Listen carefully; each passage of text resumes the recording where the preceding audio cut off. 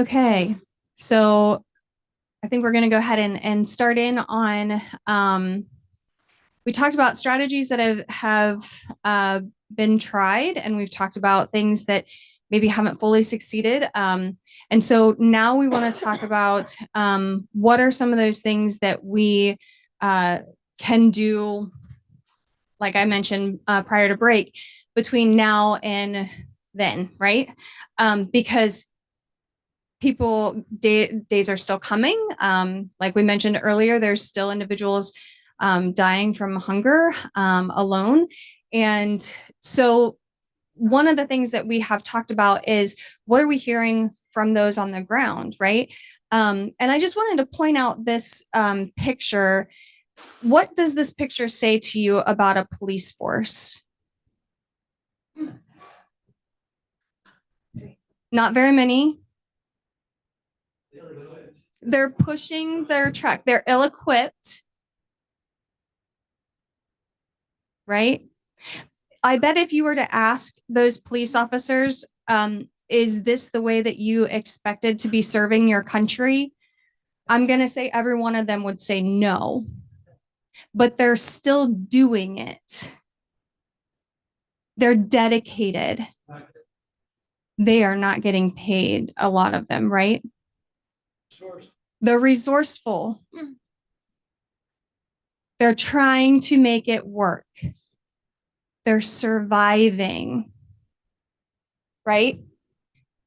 So, yes, like we mentioned earlier, security has to happen.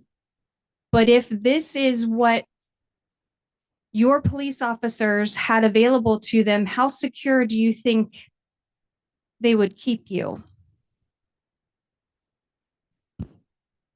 Right?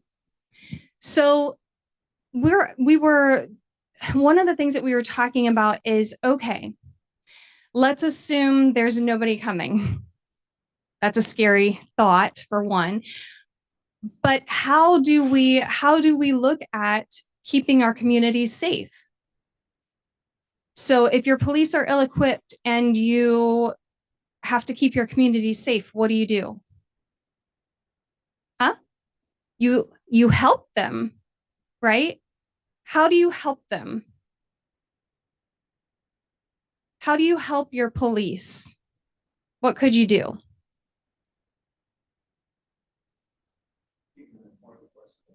Keep them informed of what's going on, right? If there's so few of them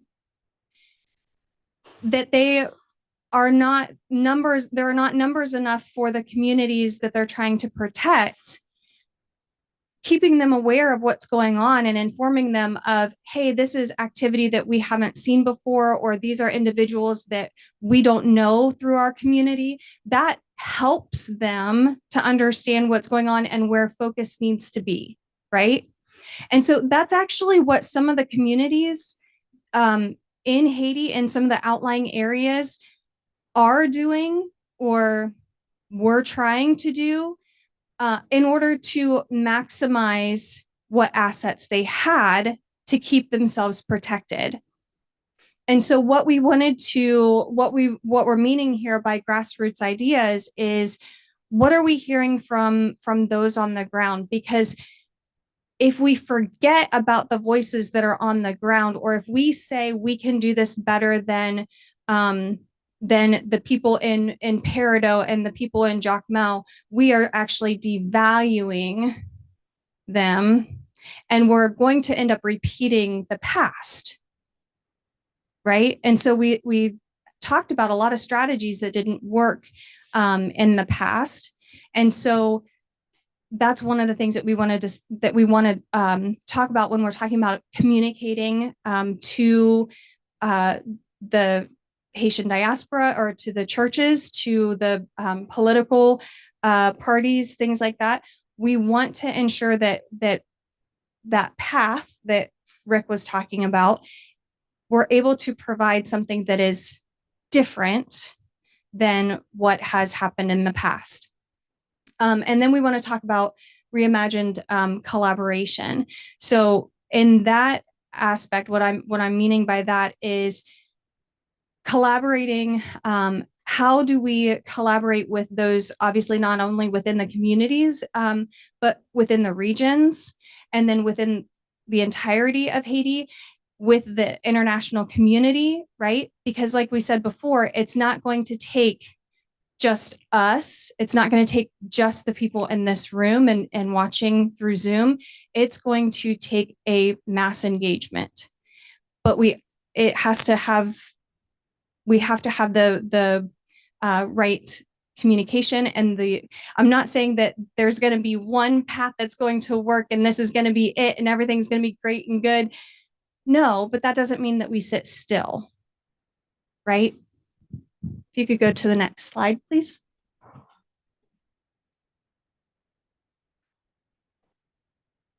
And so one of the things that we had discussed was, if we can create those safe zones outside of Port-au-Prince, right? So when you talk to somebody about Haiti, and they say, "Oh, I know somebody who's gone to Haiti," and you say, "Oh, really? Where did they go?" What do they typically say? That or Port-au-Prince. We have to stop thinking that Haiti is Port-au-Prince and Port-au-Prince is Haiti. Because that's, again, if we continue to do that, that's how Port-au-Prince became so populated, right? Was because all of the farmers and the merchants brought everything to Port-au-Prince because that's the main, the largest economic area, right? But what has that also done for the rest of the country? It's made them dependent on Port-au-Prince, which has done what for their areas? Kept them underdeveloped, right? Yeah, well, we were talking about the fact that everything comes from Port-au-Prince. That's one of the reasons why we're so that we can't, that the individuals in our areas cannot purchase food, right? Because everything has to come out of Port-au-Prince right now. So what do we do to change that? One of the ways is to create those safe zones, and the communities that were, like Ted has a community that he works with, and you were just recently in Haiti and you shared with us the fact that you were unaware that one of the reasons why the gangs had yet to get right into the middle of where you are is because the community, they've set up a system where at the end of the night, or at the end of the day, I'm sorry, for the night, they will block off the road and they request for people to identify themselves coming in and out, right? So that community policing, they're helping their police officers. They're helping to provide security. They are looking at what assets they have and they are maximizing, they're collaborating and they're maximizing that collaboration. They're leveraging what assets they have. The other piece of it that we hear is, again, the whole centralization of supplies right now, the breakdown of the supply chain. So I know we were trying to determine, okay, how do we get food from the north? Because there's nutrition packets and things like that that are almost abundant in the north right now, but they can't be moved.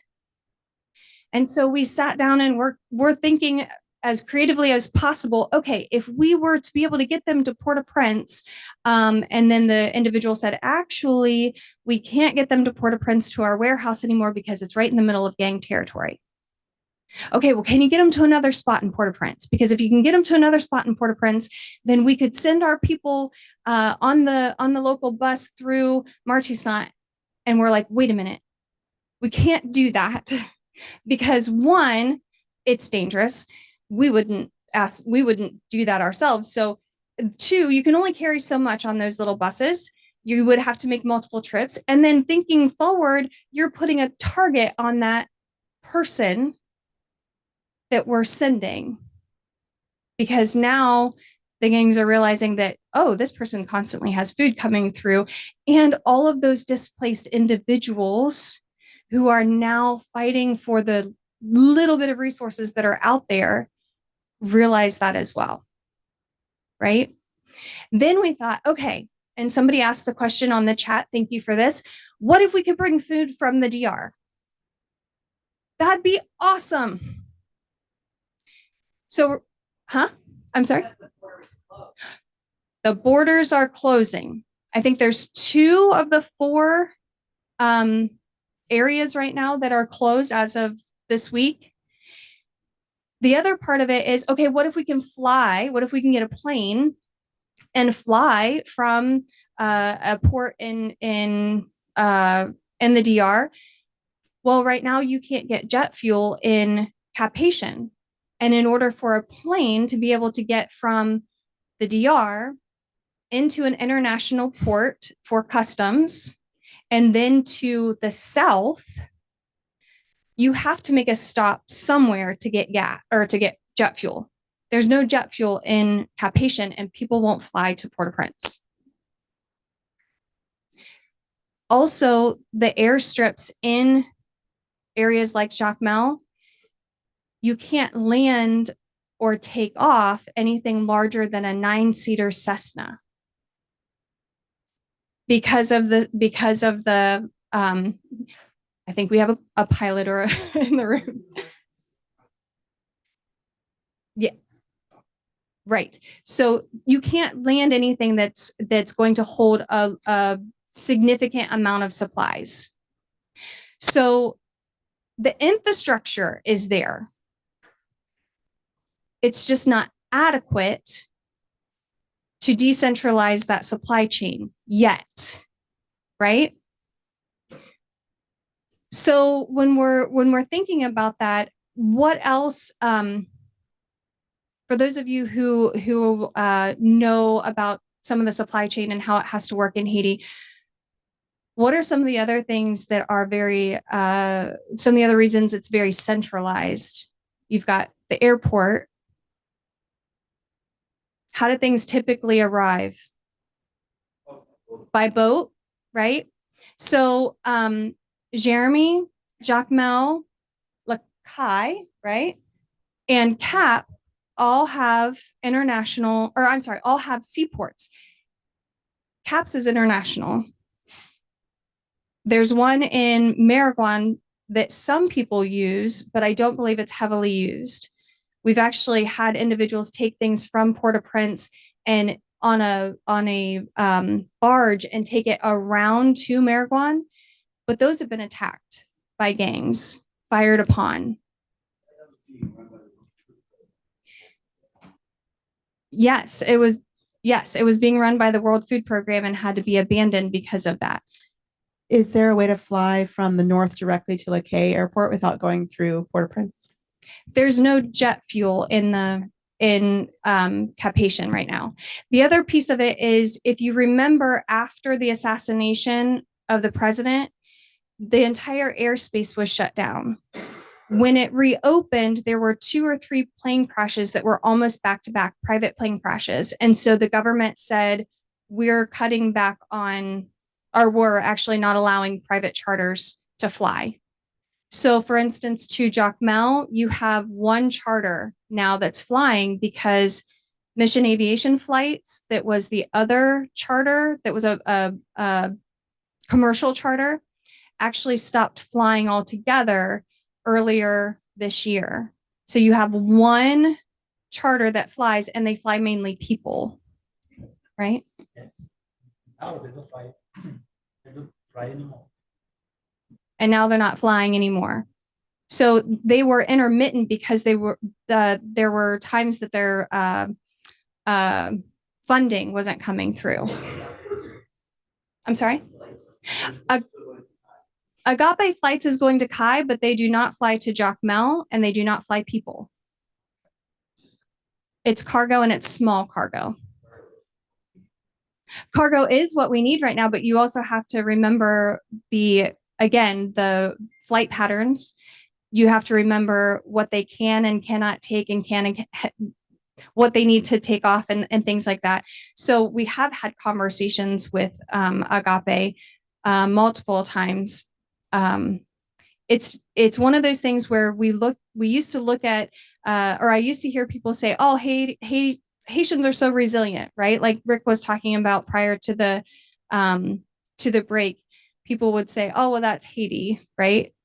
They would also say, well, Haitians are so resilient. Why should we have to fly our food all around the island like that?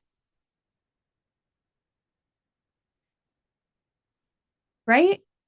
So we got to think about, does the plan include, if we want to ensure that things don't end up in this place 5-10 years down the road,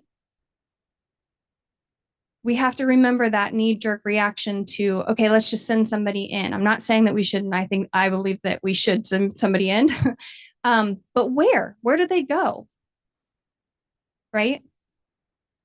Because if you can't get food, one of the things that the Kenyans had mentioned while they were in Port-au-Prince for their survey was that they didn't think they would be able to provide for their troops that they brought in because of the lack of ability to move things. Okay. So what do we do? What do we do about that?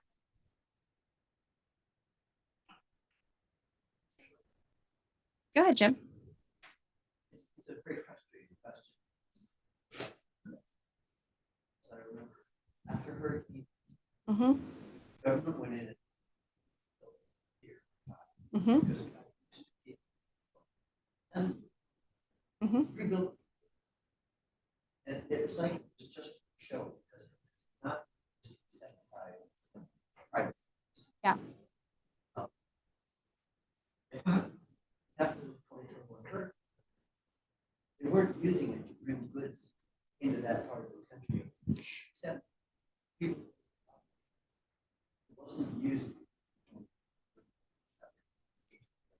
So is that because it is not an international port? Yes. So that was something that, oh, this looks like a really good idea. And it was tried and it was successful for a small amount of individuals, right? But what if we make it an international port? You now have the ability to bring things in and you create jobs in that customs office. So that's where a lot of that, how do you make that happen? That's where a lot of the collaboration we were talking about, reimagining the collaboration, reimagining what the international community can assist with in order to ultimately put Haiti on, assist Haiti into becoming functional again, right? And put them on that path of sustainable development that when the international community backs out, it's in the hands of the Haitian people. Do I have one more slide? Yes, you do. But when people ask questions, let's wait for a mic because the Oh, Zoom I'm sorry. people. I was getting too excited. I It's okay. apologize. It's okay. Can I just add, just jump into on something you said? I think first off, it would be great to have more examples like the Kai example, just to stack them up, because things like that exist in small stories everywhere, but they need to be aggregated to say, here are 5 customs redirections that would really be of immediate significance. So so many problems in these places are addressable. They're not, I mean, that's not an impossibility, right? That could be 3 customs officers or even 3 UN officials who are pretend customs officers or whatever it happens to be. So it's not a big redirection of the government to make that happen. At the same time, we also know that the customs people are still trying to charge for everything in usurious ways. So that whole collection of issues is a pretty good one to put together. The other thing I would say about so much that Megan has been saying is that these don't have to be workarounds. These could be permanent, sustainable solutions. So you could say that opening two more ports is a workaround, but it's not. It's actually a strategy of decentralization that we are pursuing on a systematic basis that requires transportation, customs, public safety. It's going to be a combination of things, but keep it as simple as possible because it's essentially, and I think Megan's sort of concept of decentralization is so critical to the future of Haiti, which basically is still living in a highly centralized French system, despite their absence for several centuries. Ted, I'll let you go first. Well, no, I think following up on what Megan, decentralization, which I think is a good point, a really worthwhile conversation. What about the capital? Moving the capital up to Cap Haitian from Port-au-Prince. Rick, do you think that would make a difference, or can that be done? What would it take? You want me to answer? Go ahead. Go ahead. I was going to say, I'm sure that we have different opinions in regards to that. I think that if there's going to be, we mentioned needing security and needing a government. Of course, there's got to be a way to put those systems back in place. And I think that until the issue in Port-au-Prince with the amount of gangs is resolved, I mean, whether or not it's a satellite office or what needs to happen, that you cannot get the government to their offices currently. If they need an office in order to, or a permanent structure in order to do what they need to do, they've got to find it somewhere outside of Port-au-Prince. And I would add, if the gangs, all the 200 gangs in Port-au-Prince, know there was on the alternative in ports, in shipment, in Lecais, in Miragran, in Jeremy, that would take fuel, that would take food. Probably they wouldn't do block partisan. They wouldn't block other places because when I was growing up in Cape Haitian, all fuels used to go direct to Cape Haitian. But the government, the president stopped that because Port-au-Prince is Haiti. Yeah. There was so much corruption. Corruption. Yeah, so they want to control that. Yeah. And so if you think about what Ro was saying, you start to take that business away from the gangs. Again, Ted, for me, a couple of things. Oftentimes relocating a capital like Brasilia or what's been done in other places tends to be a symbolic gesture. But what I'm worried about in these difficult transition moments, that's the space and time that I'm looking at, is try to do things that are really quite easily accomplished.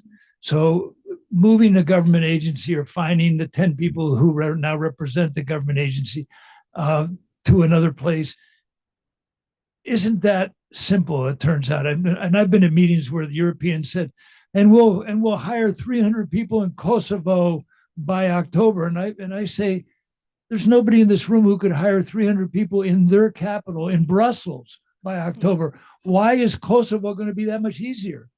So I try to look for things that are going to be not as symbolic and may seem to take care of a problem, but actually then complicate. It doesn't mean that things shouldn't be decentralized. And I'm a big fan of not having a centralized national police force, because I'd rather have, even let's say Los Angeles and Chicago suck and their police are corrupt, at least Kansas City's got good cops or whatever. I mean, there's something going on somewhere. Whereas when you have a national police force, it's like, oh my goodness. And then everybody worries about the national police if they ever get competent. The biggest worry I had from the most capable people I've talked to when I've described helping the Haitian National Police is, oh, then they'll take over. I said, like a high class problem if we could get to that stage, but nevertheless, you wouldn't have that problem if Cap Haitian had to get together with Port-au-Prince and had to get together with Saint Marc, and they in turn would become sort of the new coup masters of Haiti. So I try not to do anything that you're going to have to probably redo. But it doesn't mean that ministries couldn't be there's an argument in the United States that the Department of Agriculture should be sitting here rather than in Washington. But and people have actually run for president on that platform. So Congressman Bill Crane, for example. Jim, did you have another question? I don't want to distract from the flow here anymore, but I agree that decentralization is a great idea. I think that is something that Haiti desperately needs, but it's not going to happen with the current form of government in Haiti because they want it centralized. Yes. So that's a great point. Yes, it needs that structure. It's also one of those things that if you think about the what it's going to entail is, let's just say structurally from an infrastructure standpoint, right? There is infrastructure standing there in order to reinforce it or in order to rebuild some of it that might have been damaged by a natural disaster, like you were explaining in Lakai.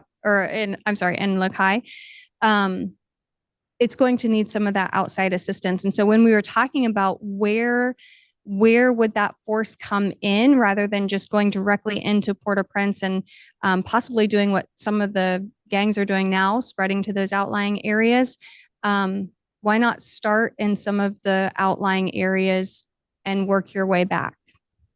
The beauty of this kind of idea is if you're waiting for the constitutional change, which is necessary, and the national dialogue, which is necessary, wouldn't those conversations be richer for a certain number of successes that are already underway?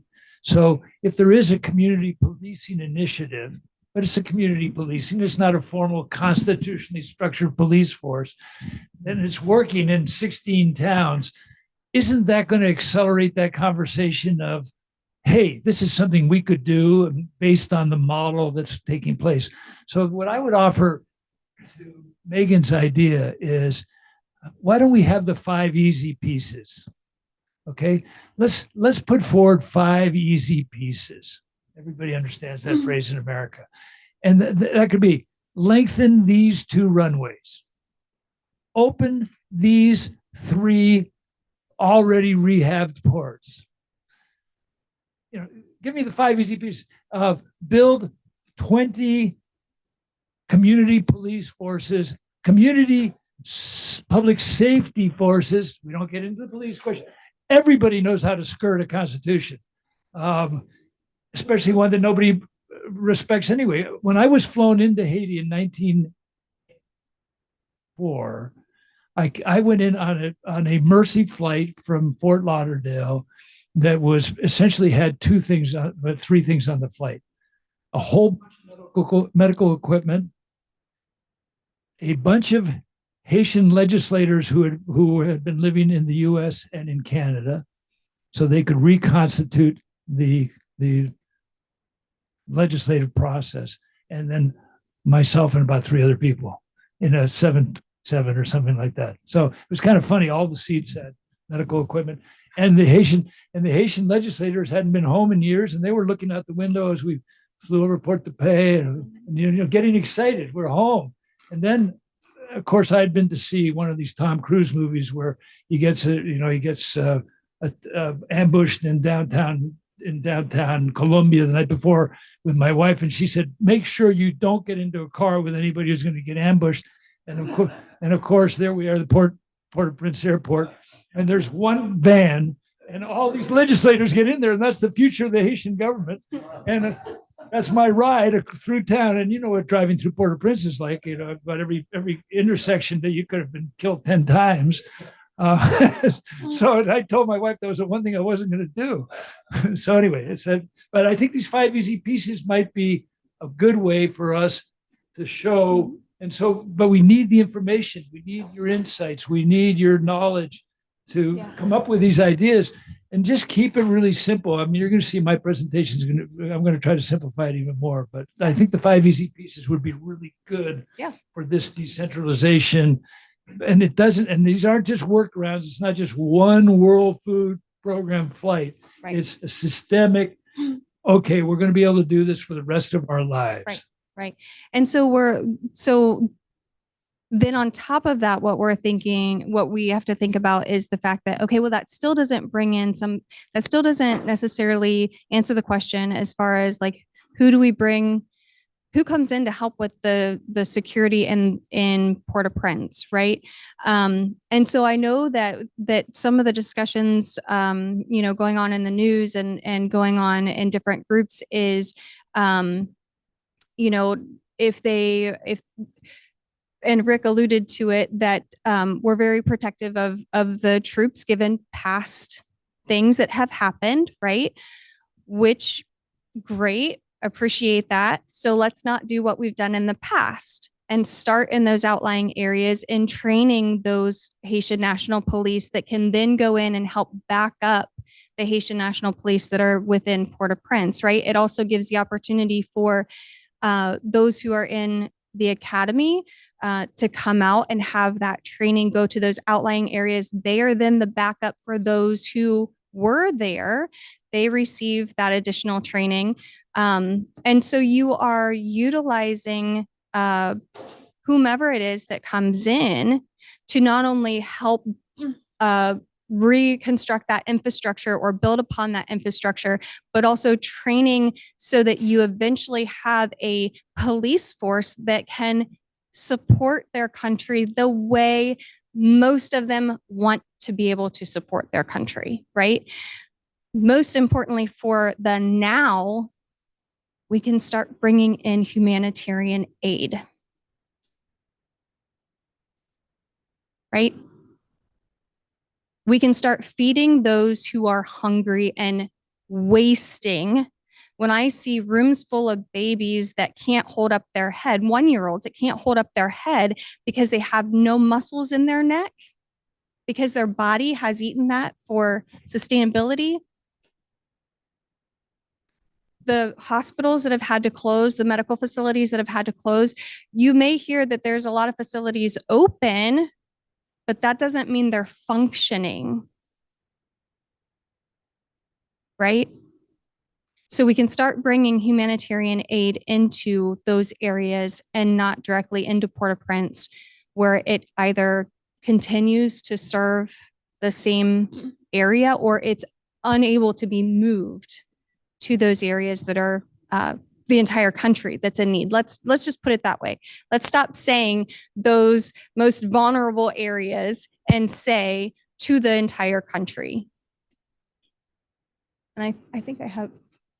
Can I add something to okay. that point, if I may? I know it's hard for me being remote, but I think this idea of what you just are talking about, this idea of obviously decentralization and this idea of humanitarian aid is one that I think we as the NGO community and those of us living in the US can really latch onto and try to speak into our spheres of influence, because the bottom line is we're not going to probably change the Haitian Constitution and some other things, but we want to be speaking these ideas and getting this humanitarian aid that does exist, as we've kind of alluded to. It does exist in country, but we can't get it moved around, which is an absolute tragedy, in my opinion. What can we be doing, given all the logistics that you went through so well, Megan, to get the humanitarian aid moved around? And this is a conversation with the leaders that we get to talk to that I think is a really relevant one. And it's just a really vital one while we wait for all the longer lasting change to occur.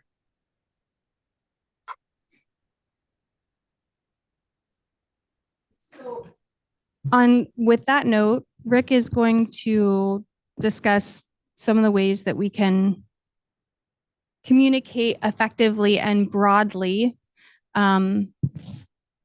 what needs to happen, who needs to be involved, we have to understand that there has to be a wide variety of people at the table, but most importantly, it has to have the voice of those who are living and working every day in Haiti. And I mean the people like like Rowan Aline, or like the doctors and nurses that are within our hospitals, or like the woman who lives directly across the road from our hospital, right? Not necessarily civil society or those that are also living in Miami. Great. Well, thank you. Thanks. Really, it's been a pleasure to discover Kansas City a little bit with Ted yesterday. You've got a pretty good local booster in Ted, even if he's a transplant. And he's and with Kim, who's from here. It was just a great way to get to visit the city. So, if somebody could give me like give me a bit, but what is that? That's a 10-minute thing. So tell me when I'm getting close, because I could easily stretch this, and we don't want to. Okay. Yeah, I've taken back everything I said about Kansas City being friendly. Okay, so just let me start with kind of a basic question, which I think what we all want to come back to, sort of this peaceful, meditative Haiti that Lean laid out for us at the beginning. And we all want to have a Haiti that is peaceful and just and promising for its people, right? And its people have done great wherever they've gone in the world. They just seem to have the hardest trouble in Haiti. So the new president of my college is a Haitian American. The president of Rice is also a Haitian American. President of Xavier in Louisiana is a Haitian American, and there are others as well. I can't think of another recent immigrant group that has probably distinguished itself as well. So, as somebody once said, it's maybe not the Haitians, maybe it's the system in Haiti.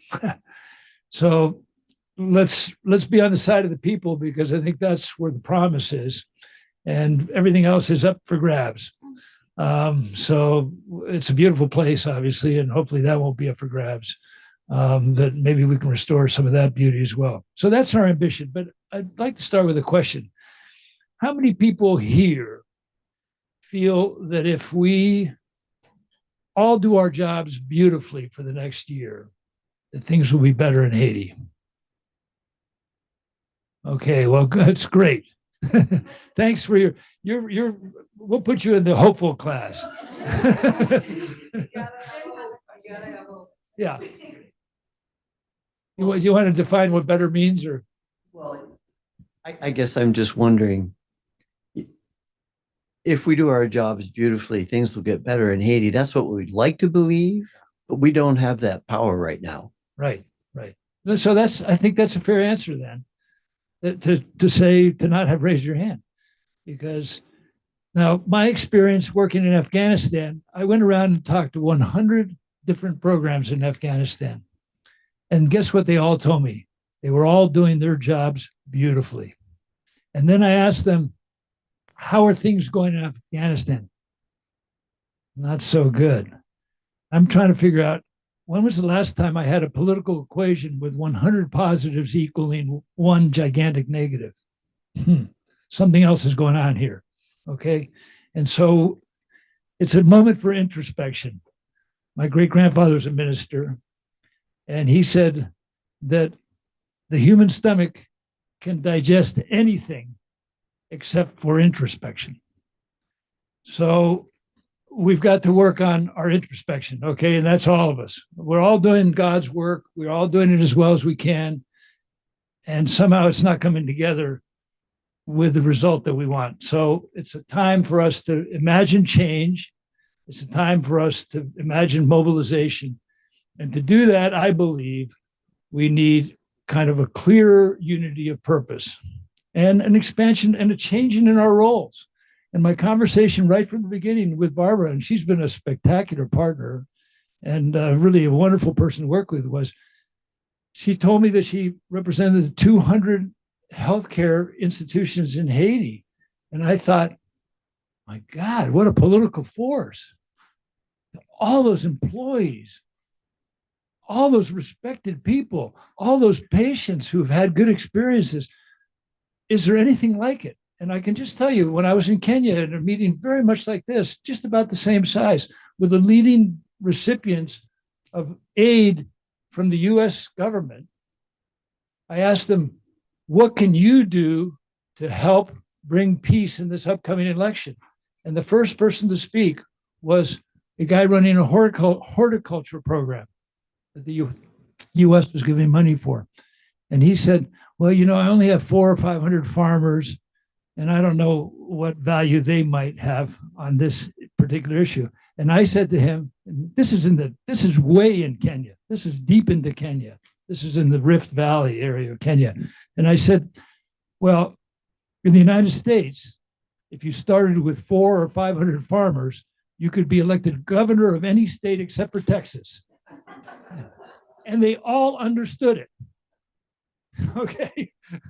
So whatever you got, it plays and it's important. And it's a question of how do we make it? So the unity of purpose, how do we focus down into something that's really going to make us all more hopeful about, if not the next year, at least 2 years or 5 years or somewhere out there, it's going to get better, because it's definitely possible.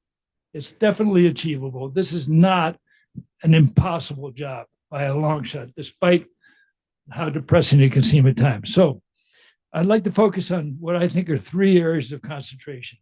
The first is you have to restore public safety. You have to build public safety. If you don't have that, I'm sorry, but I don't know how you feel, but if I'm worried about getting mugged when I go outside my door, I'm not thinking that much about what I'm having for dinner. Okay. It's everything else kind of drops down. Secondly, we got to move from a political system of intimidation in Haiti, which has really dominated forever. Even in the good times, there was a system of political intimidation, to one of broad public participation. Hard to do when you think you might, if you raise your hand at a meeting, you might get whacked when you leave the meeting. But nevertheless, we all have a role. And when you start with 200 healthcare institutions or your board or your contacts or whatever, you're starting to talk real numbers, and numbers matter in these kinds of cases. Third, getting the right kind of help at the right moment from Haiti's international friends. Okay, they've been, I don't think we're getting the right kind of help, and I don't think it's the right moment.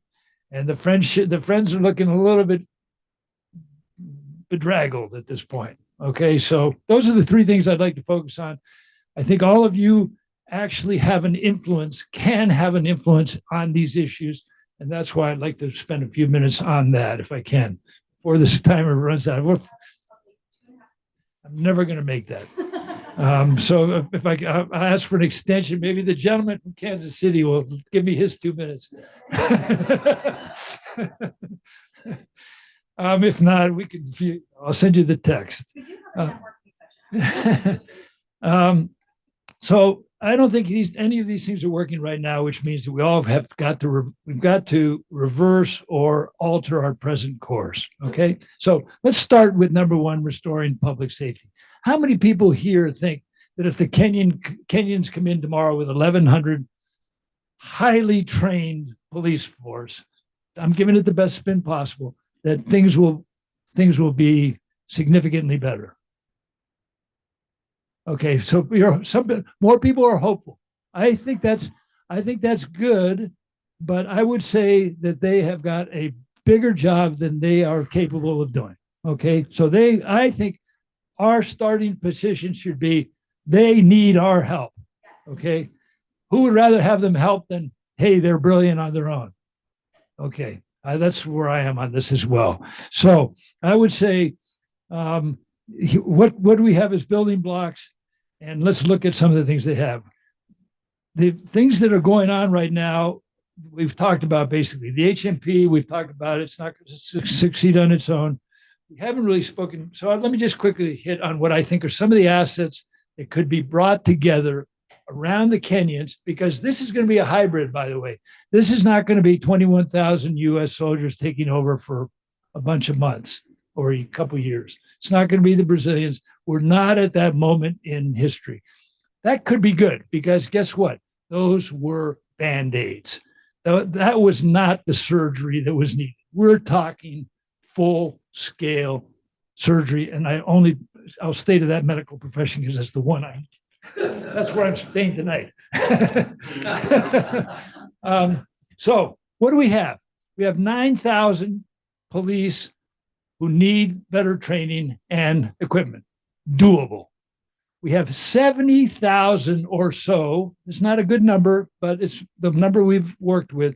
Private security guards who could easily be part of a larger effort, right? And we're already seeing that with one of our colleagues in this advocacy committee. She's doing that in Grand Anse. They are really providing kind of a baseline of operations to the HMP, which for that whole province is virtually nobody. For that whole department is just a few hundred policemen. So she has almost as many people working at one clinic as the entire HNP has. Now, you don't want them doing their job, but they can do the other jobs.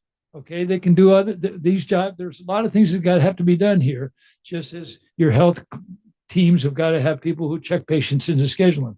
So there are dozens of community groups. We just need to identify them. Okay, now we know more. We've been talking for 2 years, but we knew nothing about the Fonds Parisien effort really until this last week. Let's get informed. Let's bring that stuff in. Let's provide it. We know that there's excellent on the ground information about all these gangs. We don't need to spend 3 months with the Kenyans surveying the market. I mean, that's just not smart, and that's going to be done. And they're going to end up talking to the same people anyway. So let's get that information moving. Social media can help it here, okay? So it's doable. The Kenyans have got to receive direct help, and it's a boatload of help that they need. They need not only the logistical support, but it would be really helpful if the Canadians or the US or somebody did put some special forces around the countryside. You could then allow the Kenyans to remain in a stronger force wherever they are.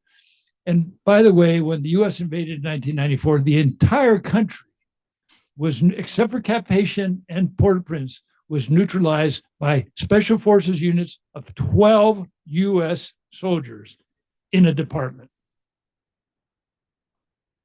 Now, these are 12 very highly skilled, trained, and not particularly tame US soldiers, but there was no violence. 21,000 US soldiers landed, not one was injured on arrival.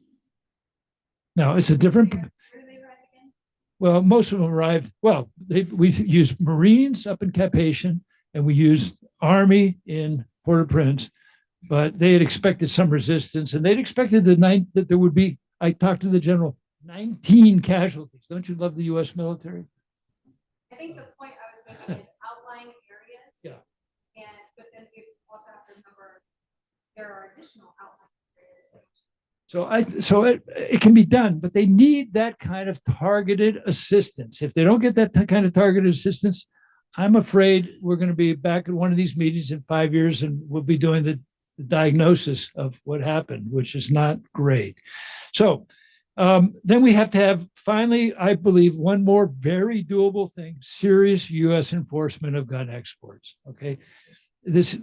Gun manufacturers in the U.S. do not like having their guns discovered in these places. Every gun manufacturer in the U.S. has a fingerprint of some kind on their product. We know how to identify that fingerprint. We can train 2 or 3 Haitians to do that. It's not hard. Then the publicity of those guns being used by these gangs to terrorize entire countries is not really good. The market's not that big. They're not selling that many guns there that it matters that much. So again, these are all issues we can take up with our elected officials and others. So if you take all those assets together, I kind of like thinking about it this way. We're starting with 100,000 people on our side, 9,000 police, 70,000 security guards, 1,000 Kenyans, 10 or 20,000 community group activists. Okay, we have 100,000 people on our side. How many gang members are on their side? No, they can't have it. They're going to have maybe 200 gangs. They maybe have 10,000 people, maybe 10,000. But my guess is that 80% of them will change professions quickly if the opposing force is there. Okay, so it's doable, it's addressable. I want to build on the hopeful minority here. my one parishioner. Give me an amen. Anyway, am I doing all right? Okay, so talking about what we need to do, but I'm thinking that we might not know who is giving those guns and everything. But if we won't never be able to get rid of those guns, but if we could stop people sending munitions, they can have those guns, but they won't be able to use it. They walk around looking tough, but they can't kill anybody. Well, that's good. I would say that the only effective gun control program I ever saw in my life, and I've heard about, Toys R Us for guns, and, there have been all kinds of ideas that have been floated over the years, was in Port-au-Prince in 1994, when the U.S. military finally decided that they would not let the Haitian military and the FAD basically contain be responsible for public safety in Port-au-Prince. There was an attack on a mob in downtown Port-au-Prince. I happened to be there that day. Quite a few gunshots, and the next day the U.S. military took charge of the downtown Port-au-Prince, and suddenly having a gun was a liability. People were like, where do I turn in my gun? My neighbor just gave me this thing, because it was clear it wasn't that the U.S. military was going to collect the guns. It was that all the Haitians now knew that they had the U.S. military on their side. That was the difference, and it was really palpable. Suddenly, one more minute. Okay, so I'm just going to quickly wrap up. So none of this will happen unless we, Haitian partners, our boards and our financial backers, reach out and engage on this issue. So the final 2 points: political engagement. Political engagement. You've got to expand beyond the political class in Haiti. It is bankrupt. It is not going to take us anywhere. So your respected organizations and all of your employees, you have got to think of yourselves as political agents of change. If not, you're going to be doing workarounds the rest of your lives. And I don't think it's a totally successful record to say that you've been doing the same thing. You've been saving the same exact lives for 50 years in Haiti. It's great if you're actually making a healthier country, if you're making the change, if you're putting ourselves out of business. Those would be successes. So this is a frame of reference that we all have to have. Okay, so we've gone through the decentralization, all the rest of it, and then finally getting our international friends to be more helpful in a timely way. Okay, let's focus on the United States. Is everybody in this room a U.S. citizen? Okay. How many people have addressed an elected official or a community group? Well, let's start with an elected official about the situation in Haiti. How many in this room have? So a good number, but not a majority. Okay, so we've got a big upside. That's what elected officials are for. To hear from the motorcycle gang. No helmets. Okay, fill their ears with Haiti. I mean, they've got to hear from you. They got to know that people care, because we care not only because it's decent, because our neighborhood matters to us. Okay, and this is our neighborhood. So you all got to reach out. You all got to get going, and that we don't have to do things the way we've always been doing them. That you're willing to make change, and you're also going to create spaces for your employees and for your patients and for others, and to let them know that hey, if they're going to get the free care, they got to vote. Okay, if they're going to, I mean, there can be political trade-offs. There can be incentive systems. There can be all the things that have motivated us to get off of our butts and do whatever we're doing on a regular basis. So These are the three areas. They need creativity, they need innovation, they need introspection, and they need mobilization. So those Haitian parishes that you mentioned before, your boards, your supporters, your Congress people, your local state, it doesn't matter. If there was one of these senators from either of these two states who said, if President Biden wants to go in and redirect 500 special forces from Niger, where they're getting kicked out anyway, to Haiti, I would be in favor of it. How much easier would President Biden's job be? Yeah, if you had one of these four senators who said that. So why don't you all gang up on one of these folks and give them a hard time until they deliver? Because what else do they do? They get paid to show up for work, by the way. So that's really what I wanted to say. I hope that the questions you have are, how do we help our fellow citizens, Haitian partners, be more effective, and what are you doing or have done that is going to help produce this improvement? So thank you. So we can Q&A or in the workshop, whatever you want. Yeah, we absolutely can talk more about that within the workshop. I do believe we have another question, and then I want the networking to continue. I appreciate the fact that there are so many from so many different organizations here. Don't allow yourself to walk out the door and not connect with each other here, but also on the ground in Haiti. We have to start collaborating that way as well. That's really a good question. How many of you have worked? Have you all worked with each other, or do you all not know each other? Okay, well, great. That's a huge opening right there. I mean, I'll tell you, in American politics, this is like a national convention to have 30 people in a room. Really, I mean, American politics today is, hey, you turn on your TV and you argue with, Matlow or whoever.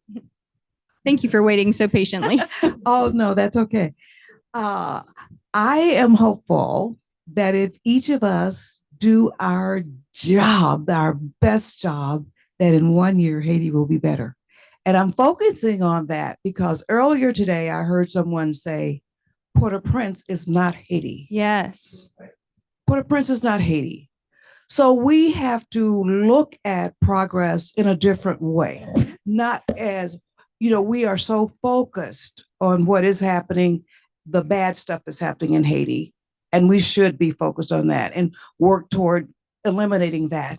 But there's good things happening in Haiti because of people in this room and because of people other places too. God is always working, whether we know it or whether we see it, he is working. And I have faith that Haiti will be better. Yes. Amen. Okay, I amen. do. Amen. I do. But can you also do everything I said? I also, Okay. I want to thank our panelists. We only have limited time in this room, so I really want to thank you guys for coming and being online and being our panelists. I also want to give a special shout out to Jessica for doing our tech and helping with our Zoom. And we just really appreciate her. We have meals out there, and so I would encourage you and Megan, if you want to do something different, but go grab a meal and come back in and network. We have the room till 1. Hey, Janice, can I ask one question though? Just as kind of a follow-up so that we've got something we can actually do from here. When you're talking about addressing our elected officials, can you help us out with that? Because I think you talked about how important it is to have a consistent message. So for each of us to go, with their own thoughts, I don't think is really very powerful. But if you can say, here's a message, here's the email addresses. Make it as simple as possible. I hate to throw work at people, but I don't know how to do all of that stuff, but I've got a board and I'm happy to send it out to them and say, this is what we should do. Yes. And we can talk about that more within the networking because we've done that. Let me say a word. Oh, wait. Hang on. What? Hold on, wait. Yeah. Wait. Tell us how to do it. So when I was in Washington, D.C. in May, learning how to be an effective advocate, the thing that I learned is that every phone call, every email is one tally mark from your zip code. It doesn't do any good to have a tirade for 18 minutes A 10-second phone message does exactly the same thing. They also say that if you do a copycat email, it does not have the same weight. But I love the idea of here are bullet points, put your personal spin on it and get it out. Exactly right. Yeah. That's my point was exactly that, Sean. You can send 100 emails and it's not going to fly.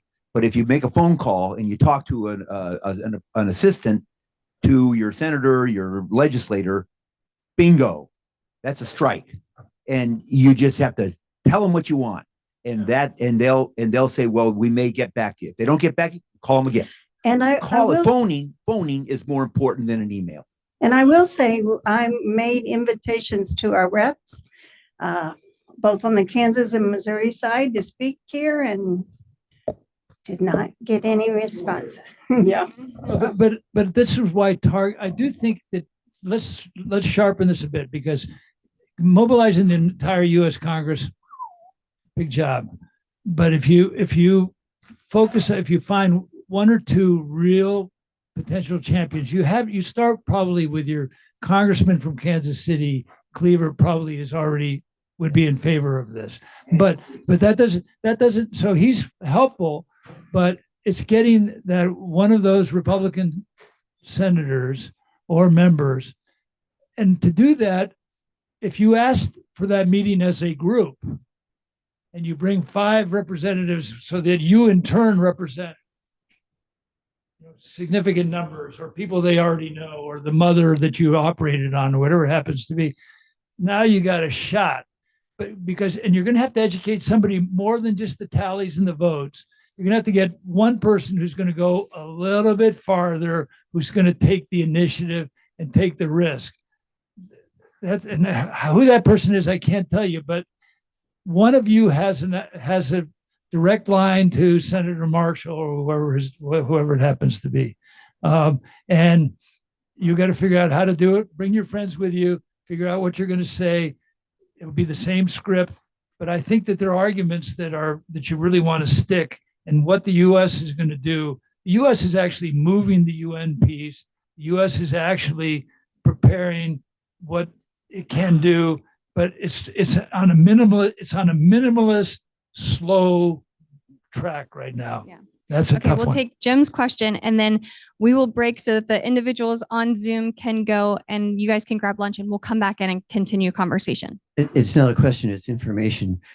A lot of people don't seem to know that there is a group in the government called the House Haiti Caucus. It has about 150 members. You can find them online if you Google House Haiti Caucus, and they have published a list of all the members. If you have one of those members in your state, and I'm talking like to the whole network here, that's who you need to talk to, because if you have to go to people who are going to care what you have to say and who are in a position to take action. And on that, I'm going to say thank you all on Zoom who have joined us. And we thank you guys here. And we are more than willing to continue conversation for those of you who are in the group. And we'll make sure that any information that we come up with here gets sent to those who are also on Zoom. Thank you guys.